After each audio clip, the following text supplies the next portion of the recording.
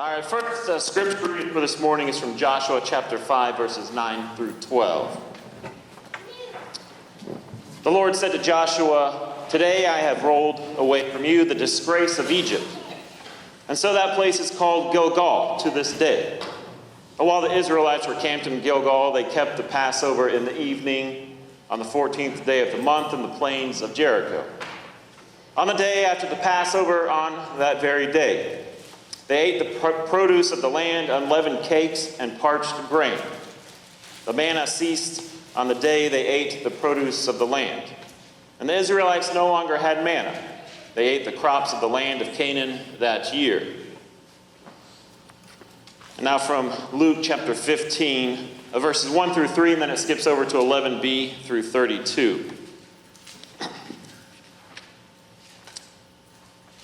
And now all the tax collectors and sinners were coming near to listen to him. And the Pharisees and the scribes were grumbling and saying, "This fellow welcomes sinners and eats with them." And so he told them this parable. There was a man who had 2 sons. The younger of them said to his father, "Father, give me the share of the property that will belong to me." And so he divided his property between them. A few days later, the younger son gathered all that he had and traveled to a distant country. And there he squandered his property in dissolute living. And when he had spent everything, a severe famine took place throughout that country, and he began to be in need. And so he went and hired himself out to one of the citizens of that country, who sent him to his field to feed the pigs. He would gladly have filled himself with the pods that the pigs were eating, and no one gave him anything. But when he came to himself, he said, "How many of my father's hired hands have bread enough and food to spare, but here I am dying of hunger? I will get up and go to my father, and I will say to him, 'Father, I have sinned against heaven and before you. I am no longer worthy to be called your son. Treat me like one of your hired hands.' So he set off and went to his father. But while he was still far off, his father saw him and was filled with compassion. He ran and put his arms around him and kissed him. But then the son said to him, 'Father, I have sinned against heaven and before you. I am no longer worthy to be called your son.' But the father said to his slaves, 'Quickly, bring out a robe, the best one, and put it on him. Put a ring on his finger and sandals on his feet. And get the fatted calf and kill it. And let us eat and celebrate. For this son of mine was dead and is alive again. He was lost and is found.' And they began to celebrate. And now his elder son was in the field. And when he came and approached the house, he heard music and dancing. He called one of his slaves and asked what was going on. He replied, 'Your brother has come, and your father has killed the fatted calf, because he has gotten back safe and sound.' Then he became angry and refused to go in. His father came out and began to plead with him. But he answered his father, 'Listen, for all these years I have been working like a slave for you, and I have never disobeyed your command, yet you have never given me even a young goat, so that I may celebrate with my friends. But when this son of yours came back, who has devoured your property with prostitutes, you killed the fatted calf for him.' Then the father said to him, 'Son, you are always with me, and all that is mine is yours. But we had to celebrate and rejoice because this brother of yours was dead and has come to life. He was lost and has been found.' This is the word of the Lord. Thanks be to God." Okay, so this is the typical story of the prodigal son. I'm sure a lot of us have heard this story before, and we're already thinking about the basis of the story, the journey, and the end result. We know the one son goes away, spends all of his gifted money, then comes back home broken and embarrassed. We also know that the other son is none too pleased with the transpiring of a celebration for his wild party animal brother. Now, I also imagine many of you are probably drifting off into your special place right about now, thinking about what you will be doing this afternoon, or what you're planning to have for lunch, or what the upcoming week of work or free time might look like. But please, come back. Don't drift off. Come back to me right now. Maybe this story and this sermon contains something you've not picked up on before. Either way, let us venture down that rabbit hole together. Speaking of rabbit holes, if any of you have seen the animated Disney classic Alice in Wonderland, then you might be familiar with the title for this week's sermon. It also happens to be one of my favorite movies and books. It's quirky, unique, and kind of fun, a little like me. Well, skipping a bit ahead in the film, there's a scene where Alice stumbles upon a tea party. Those present at this party include the Mad Hatter, a rabbit-type character, and a drunken auntie mouse. So as Alice approaches this raucous crowd, she eventually asks them the question, "What are you guys celebrating?" And naturally, the appropriate response for this sort of movie is that they are celebrating their UnBirthday. You see, one's birthday is only celebrated once a year, but an UnBirthday is cause for celebration the other 364, or 5 in a leap year like this year, days. Well, this is actually one of the few things in Alice in Wonderland that seems to make any sense. And they have a rather good point. And now, though, to take this notion even further, we turn to another classic book, The Hobbit, written and crafted by J.R.R. Tolkien. And now, Tolkien's written many wonderful books, most of which by now have been converted into epic, intriguing, and fanciful movies. The director of those flicks, Peter Jackson, has gone to great lengths, as one can tell by the actual length of the film, to capture a great amount of detail and jollies from the books. Inevitably, though, there are bound to be some details that slip through the cracks. It's just the nature of the beast when converting excellent books into films. One of those glanced over details, and quite frankly hard to kind of duplicate in the movie world, is a custom. It's a tradition by the wonderful, short, hairy-footed inhabitants of Middle-earth, referred to as the Hobbits. You see, their ritual is quite unique when it comes to birthday celebrations and parties. On a Hobbit's birthday, he or she does not receive gifts from family or friends. Instead, the birthday-celebrating Hobbit actually gifts and throws a party for everyone else. At first glance, this might seem a little preposterous. On our own birthday, we're required to do work, to plan, or to get or make gifts for everyone else. A day in which we feel we should be dedicated to ourselves, and our celebration is, in fact, dedicated to everyone else. On the surface, it seems rather absurd. However, if you stop to really think about it and delve a little deeper into the matter, one would get a much different sense and feeling of it. You see, by doing it this way, not only are you celebrating your family and close-knit community, but one also receives more gifts this way, and it's spread throughout the year. Additionally, one has many more reasons to celebrate, and more frequently, as opposed to just once a year. And maybe these silly little hobbits were onto something. And the tale of the prodigal son was one that was familiar to them.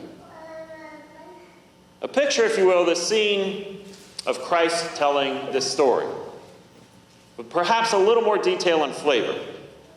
The father's son is the first type that is just eagerly awaiting the death of his father to claim that massive inheritance. At the first sign of any sickness of his father that he's stricken with, his son is probably secretly wishing him the worst. As opposed to prayers for his healing, he's probably hoping that he cannot recover. And nevertheless, despite that type of mentality, he receives a good chunk of his inheritance up front before his father even passes. And what a gift! This truly is a treat, he says to himself. And now his mind's racing with all the different ways he can think of to spend that money. One imaginary thing after another. A first century Sin City is the first thing that he thinks of when he gets that money. He probably partakes in gambling, debauchery, and excess spending on frivolous knickknacks or what have you. But then after all is said and done, he wakes up one day and realizes the course of actions that he took. He's out of money. There's a severe famine that is sweeping across the country. It affects his appetite and his eating habits. So instead of dining on filet mignon and sipping red wine, he's now reduced to pig slop just to survive. Despite what's going on in this young son's life, he ponders the obscure possibility of maybe returning home again. He figures that even if his father, who once loved him so dearly, does not take him back, being treated as a hired hand would be much better than the meager, impoverished life that he now leads. So as a result, the youngest son is officially at rock bottom. He decides he needs to head home. At a time when no one would even bat an eye at him, he feels he needs to reach out to the person that gave him that money in the first place. Surely there's love there. But at what price will it come, he may wonder to himself. Regardless, he's braced for the worst. The long telling off of his wrongdoings and exile from the family, and an order to never return after what he had done are at the forefront of his thoughts. He may have to leave as a wounded dog, with his tail between his legs. But he's also hoping for the best, an opportunity and a second chance, a chance to work for his father. And that way he can at least be close to family, and have a good place to sleep, and maybe even receive some food on a nightly basis. And so home he ventures. And much to his surprise, his dad welcomes him with open arms and tears of joy. What an unexpected welcome. He's being treated like royalty. The finest calf is slain and will be the main course at the feast of celebration. The shiniest and warmest robe is presented and adored on the shoulders of the son. And then finally a ring is put on his finger and sandals upon his feet. It's truly as if the long-lost son was the emperor of Rome coming to visit this wealthy farmer and landowner. Well, I feel we would all say that this is well and good, and this would be an amazing story with a fitting ending if only Jesus had stopped the parable right there. The meaning would be about the kingdom of God and how God always welcomes us home and will love us no matter what. Despite what mistakes that we make, the bad decisions and actions we take in life, that God will still love us. It will be like our birthday party when we return to God and he welcomes us to his kingdom with open arms, a feast, and a grand celebration. The problem is, though, Christ doesn't stop the story there. Instead, he shifted the focus to the older brother and onto his thoughts and feelings towards the whole situation. And this, then, is where it gets a little messy. And so as the story goes back to the older brother, understandably, he was quite irate. Here he is, one who has been slaving away day after day, working for his father faithfully in the fields, week after week, year after year. He did not squander his easily earned inheritance on shameful things. Instead, he did just as his father asked, and he remained a hardworking, responsible young man. Yet here's his younger brother, indulgent, sinful, and the free spirit. He has done all these things wrong in succession, and in turn for the punishment he receives, a pardon. What in the world is this? He does not understand. And yet we too can relate and understand the resentment that maybe he's now harboring towards his younger brother, but also maybe even his father. Our hearts go out to the do-good brother who has essentially done everything correct and proper that one could ask from a son. And most of us, I imagine, have been in that similar boat before.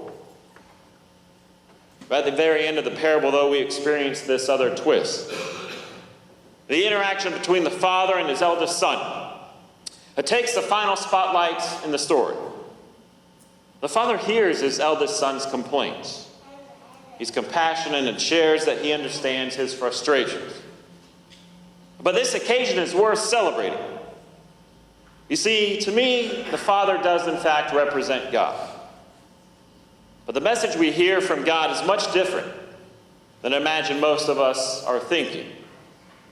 The not so clear message is that this is not a party for your younger brother, but this is a party for me. I'm celebrating the birthdays and coming home days of others. Just like those cute furry hobbits of the Shire in Middle-earth, my love is abundant. So until that day that I die, I will throw a thrilling party for my loved ones both near and far. I will celebrate their returns home. I will honor the ones that remain with me. And I will love anyone and everyone willing to come to me. Everybody, even poor decision-making children and siblings, deserve a very merry UnBirthday party. And I'm sure the hobbits and God would also agree. Amen.